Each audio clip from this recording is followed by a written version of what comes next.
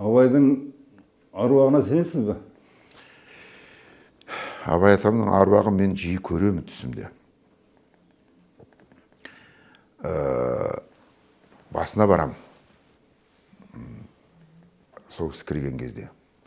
Әр уақытта ол кісі маған қасымда жүрген сияқты сезем. Мысалы, осы биылғы жыл енді бәр жерде жүрмін ғой, енді ашылуында да бас. Соның жабылуында спектакль қойды. Жұлдызбек Жұманбай деген режиссер.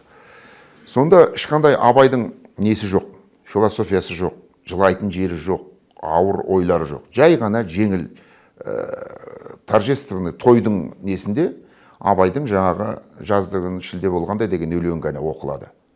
Сонда жаңа балалар отырады, жаздығын шілде болғанда да деп айтады. Содан бірақ балалар Абайға жүгіреді. Сонда балалар Абайға жүгіріп мені құшақтағанда менен жас парлайды ғой.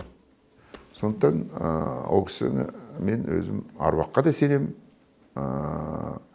қасында жүретініне де сенем.